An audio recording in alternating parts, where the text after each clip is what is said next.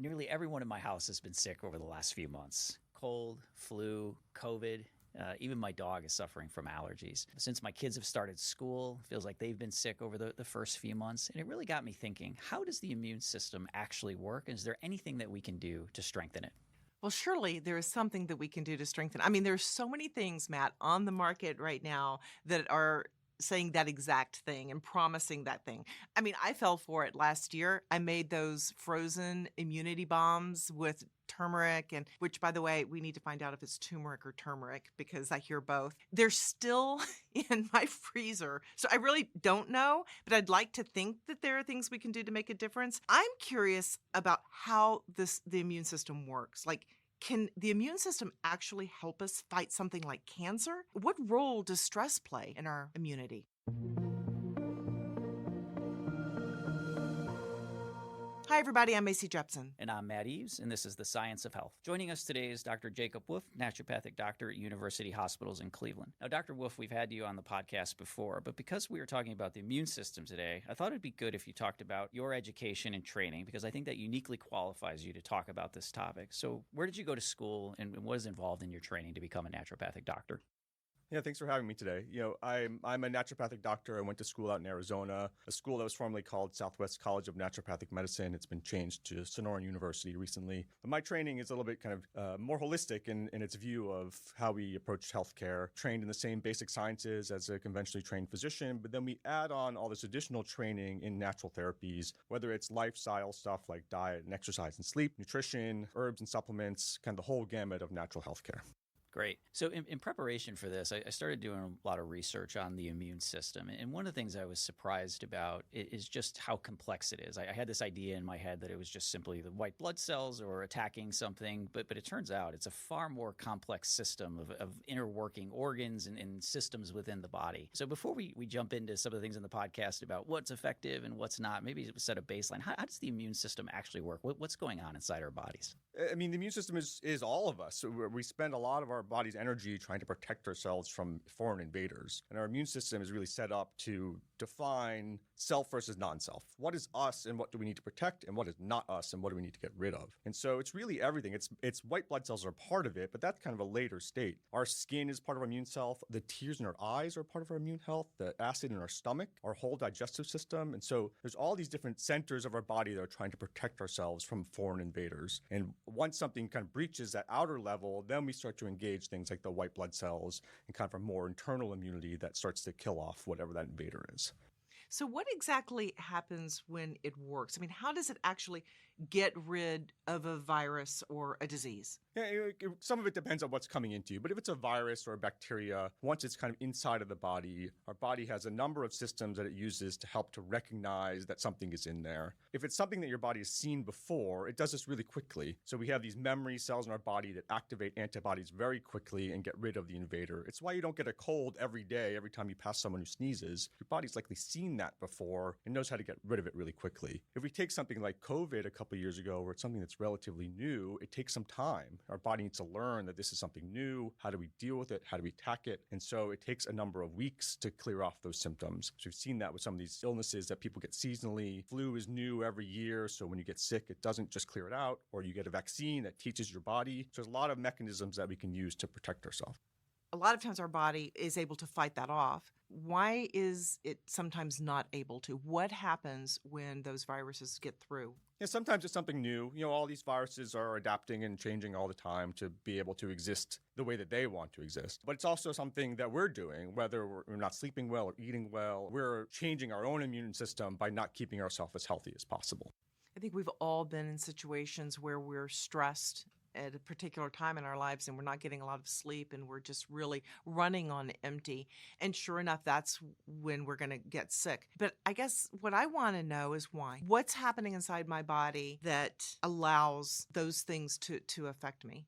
Particularly when there's issues with sleep, our body can't do all of its normal processes. You can feel that right away when you wake up from a poor night of sleep. You're not functioning optimally. That's your kind of mental function, but physically your body has a hard time doing that too. We need that downtime to be able to recover and replenish and restore all of our kind of body's functions. And so our immune system gets drained over time, can't provoke the same response that it typically would do. This is kind of a myth that I'm curious about. Can you really weaken your immune system by going out into the cold? And let's just throw in with a wet head. I mean, that's what all the moms say.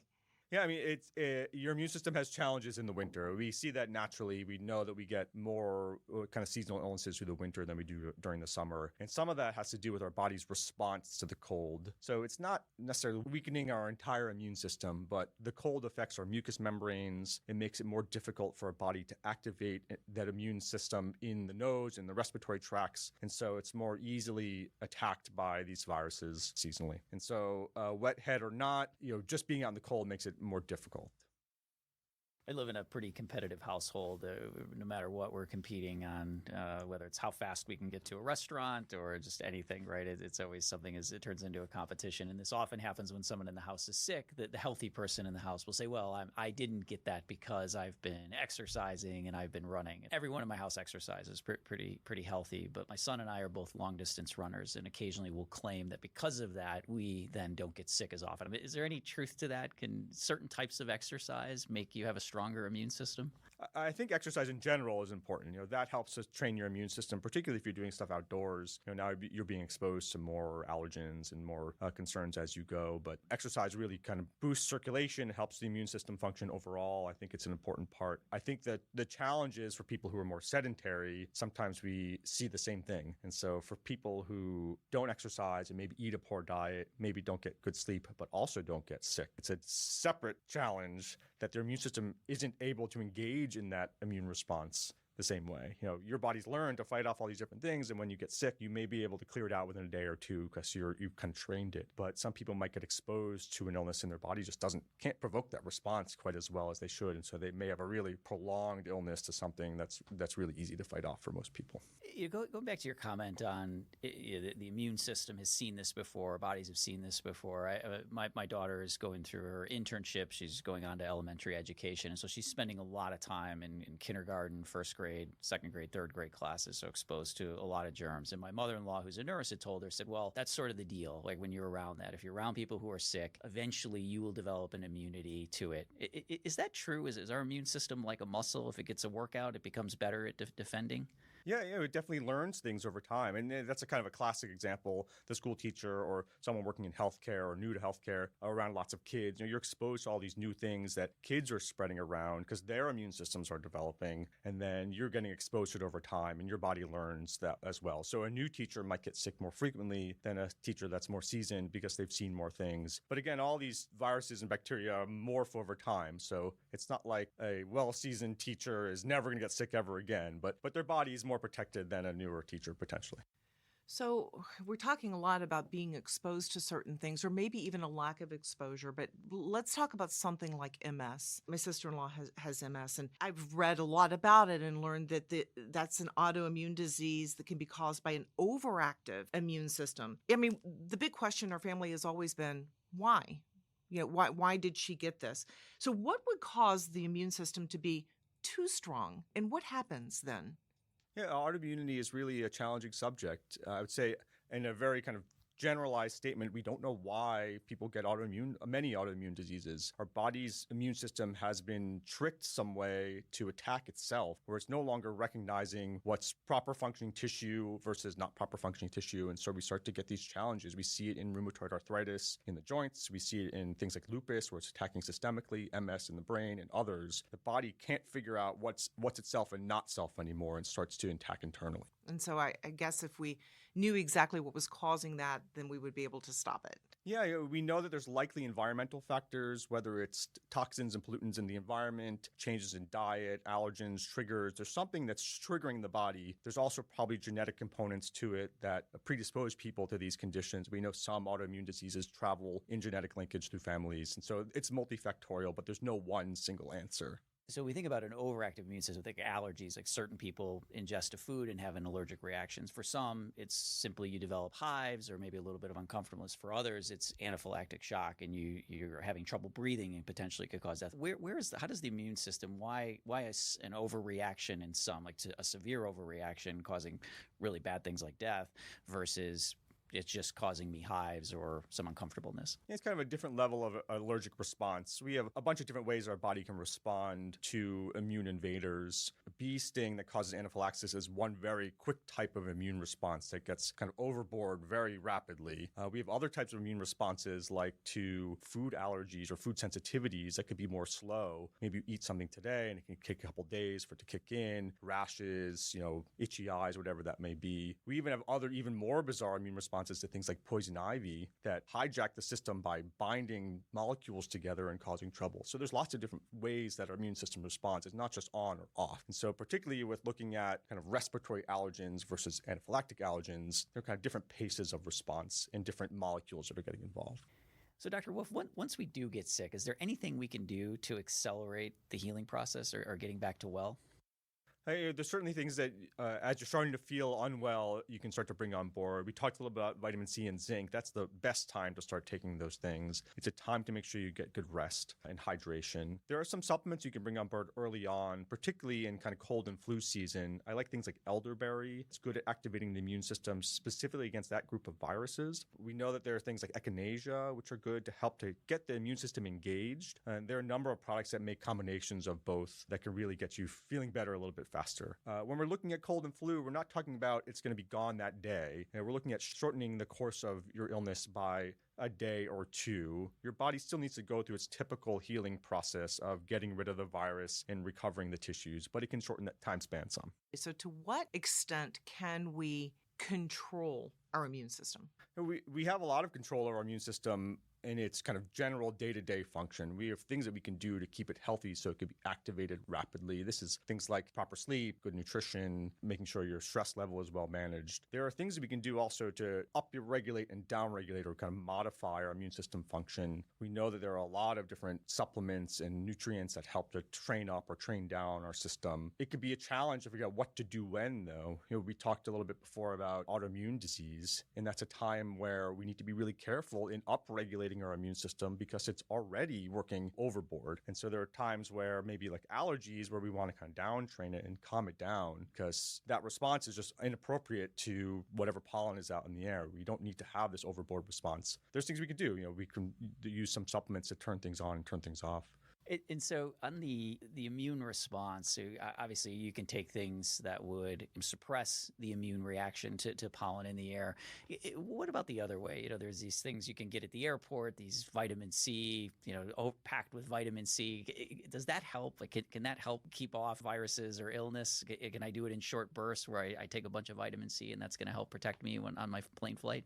Yeah, there's things that we can do to help in the kind of short term to help to get our immune system to respond a little bit faster. Vitamin C and zinc are really common ones. They work very rapidly to uptrain the immune system. Zinc is important in getting those white blood cells to kind of go to the right form and do the right thing to help to protect ourselves. It also helps with how viruses are able to attach to different membranes and how cells are dividing. So it can be helpful in the short term. Some of those over-counter things that are kind of herb and nutrient combined, some of them are based off of traditional Chinese herbal formulas that have been around for a long time. And we know that there's some research that they can get the immune system engaged when we take them when we're sick. But kind of like we mentioned before, these are things to take when you're sick, not to take every day. Vitamin C and zinc may be okay seasonally to take every day. These kind of deeper immune support with herbs, when we're trying to teach our immune system to turn on all the time, then it has trouble turning on when it needs to. We take these things acutely when needed and not every day.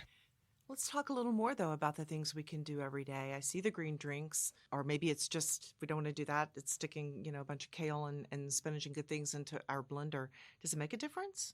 Yeah, nutrients play an important role in our immune system. They're an important part of our whole well-being overall. I think those kind of green drinks are nice, but vegetables and fruits are better. It's kind of the hack for people who don't have the time or the energy to eat their fruits and vegetables during the day or stick those things in the blender. You can mix some of that up. It's never going to be better than eating a good, healthy diet all day, but it's good additional support. So I listen to podcasts, and I'm always interested in these sort of travel podcasts or people that are doing exploring. And every once in a while, they'll reference that they run into a tribe that has had very little human contact. And as part of it, they have to keep a certain distance from them. And so back to the question of like our immune system's getting a workout. Is that what that's for? Is that because they've just, even though they're human beings just like us, because they haven't been exposed to common things like the cold, those things could have a much more severe effect on them? Sure, and it could potentially be both ways. Their communities may have been exposed to viruses or bacteria that we're not exposed to as well. So our bodies haven't learned how to defend themselves either. This is kind of the old concept of people coming to the early Americas and bringing diseases from Europe and causing challenges with native populations in the United States, is that the native populations had never seen these viruses and bacteria before, and so end up causing lots of challenges. So same kind of philosophy is happening there with remote tribes. We're talking a lot about things that we ingest, whether it's supplements or foods that are healthy for you. How important is gut health to the immune system? Gut health is critical. It's a huge part of our immune system. As we mentioned earlier, we kind of think about the immune system as then that end step, the white blood cells. But our gut is a critical part of preventing exposure. I think of our body as a donut. It's not the way that people like to think of their body, but we have an outside of our body, which is our skin. But we have a hole on both ends of our digestive tract, which is also outside of us. It's protecting ourselves from foreign invaders. And so we have a lot of immune cells within our gut lining that can protect us. And we spend a lot of time breaking down those nutrients and extracting and purifying to get things into our blood cells to separate it out from the stuff that we don't want, the bacteria and the viruses. So gut health is really key to keeping you healthy. And so what is your recommendation to having a healthy gut? Eating well is one of the biggest ones. So getting rid of all the processed foods, adding lots of fruits and vegetables. Healthy fiber is important. We are slowly kind of shifting our mindset from things like probiotics, that kind of healthy bacteria, to things like prebiotics, things that help feed the bacteria. So we can finding we can kind of manipulate our gut health better by feeding the healthy bacteria versus supplementing the specific strains. What specifically should we be putting in our bodies? What types of foods? You said fruits and vegetables. Are there specific types of fruits and vegetables, certain supplements? Yeah, for fruits and vegetables, I'd focus on things that are a little bit higher fiber. So looking at, our leafy greens are really good. They have lots of great antioxidants. Foods that are higher in fiber that we don't often think about, things like plantains and our root vegetables, and things that provide some good healthy food for the probiotics. It's also a good advantage to fermented foods, things like sauerkraut and yogurt if you're able to eat dairy. These provide healthy bacteria to support our gut health. There's lots. On the supplement end, I like to look at probiotic products for folks who don't like to eat fermented foods. The more strains, the better. The more potency, the better, to help to repopulate the gut. And now they have all sorts of prebiotic products. These are the digestible and indigestible fibers that feed our gut and help to support these bacteria.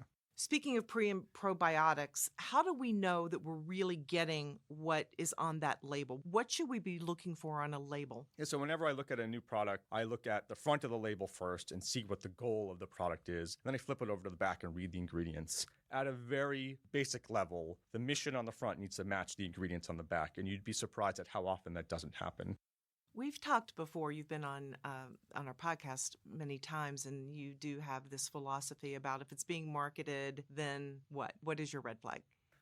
When you see things on TV, it could be a challenge to decide whether or not it's there just to be marketed to you as a sales pitch or whether it actually has good health claims. And so I spend a lot of time taking patients off of products that they found via friends or via the media because there's no health data behind it. It's research that's oftentimes done by the company itself or maybe no research at all. I caution people when they see things that are marketed directly to them for one specific cause. There's no way to get healthy other than this formula. I'd mentioned at the beginning of the podcast about my dog being sick as well. He's had terrible allergies, and talking to fellow dog owners, it seems like this year in particular has been really bad. And to your comment earlier about marketing, what I'm seeing a lot in my social feed is that the reason my dog is having such bad allergies is because he has poor gut health. And if I was just feeding my dog a better diet, and by the way, from a marketing standpoint, these are far more expensive diets, this problem would solve itself. Is it that simple? Like when you're dealing with an allergy, is it as simple as feeding better food, or is it a number of things that have to be working in concert? It's likely a number of things. It's possible that your dog is sensitive to an ingredient in their food, and so it's going to be provoking that allergic response all the time. But folks who have a very healthy diet can still get seasonal allergies, animals included. And so sometimes there's just a factor that our body can't overcome. The reason why I think diet is so important, kind of clean living overall, and the way that I explain to my patients is kind of this concept of a bucket. Everyone has their own bucket, as full as it can get or as shallow as we can get. All those insults from diet and lifestyle and chemicals and toxins, we can only control some of them. And so you can control diet and decrease how full your bucket is before it overflows and you get symptoms. If you're eating McDonald's and junk all the time that your body can't handle, then you might be more responsive to the seasonal allergens because your bucket's always full and it just can't deal with that additional thing. Researching this, I'd heard over the course of a lifetime, people will get cancer many, many times. However, the immune system is able to respond and basically get rid of it or take care of it before it turns into something bad. Is that true? Are we having a lot of malformed DNA or cells dividing incorrectly in our body, and our immune system is able to take care of it? To some degree, it's not really our immune system at that point. So I think it's true that our body is multiplying cells all the time. It is copying billions of pieces of code with every division, and there's bound to be errors. And so our body is really well adapted to find those errors and destroy the cell. Sometimes this happens naturally. The cell will just kind of self-destruct because it's not the right coding. The challenge with cancer is it's kind of these multiplication of factors. This change led to that change. There was maybe some chemical that caused some problem, or radiation, or some genetic factor that led to a whole series of changes where the cell can no longer function properly, and it gets to the point where the immune system doesn't recognize it as a problem anymore. So our body's not really creating cancer cells every day. It is creating these kind of errors, but they are corrected all the time naturally. It's when these kind of series of events happen over time that we form into cancer, and then our immune system has trouble figuring out what to do. Dr. Wolf, as we wrap up, I think we all know people in our lives who have done all the right things that you mentioned and then still end up being sick. But what kind of encouragement can you give to our audience just about harnessing the power of their body? So I always go back to the basics, more or less with any health concern, but immune system in particular, is that you can put all the supplements in your body that you want to, but if you're not taking care of yourself kind of in a general lifestyle way, they're not going to do their job. So I always focus on proper sleep. You're aiming for somewhere around 8 hours a day, well rested in the morning. You should be eating a healthy diet filled with lots of colors, fruits and vegetables as the primary source of food. You need to be getting some sort of exercise. It could be walking outside. It could be almost anything. But sitting on your couch is a challenge for your immune system. There's lots of things you can do, but that really lifestyle core is the most important. This has been a great conversation today. Thanks for your insights. Dr. Jacob Wolf, Naturopathic Doctor at University Hospitals in Cleveland, thank you for joining us. Thanks for having me. And remember, you can find and subscribe to this podcast wherever you get your podcasts. Search University Hospitals or The Science of Health, depending on where you subscribe. For more news, advice from our medical experts, and the Science of Health podcast, go to uhhospitals.org/blog.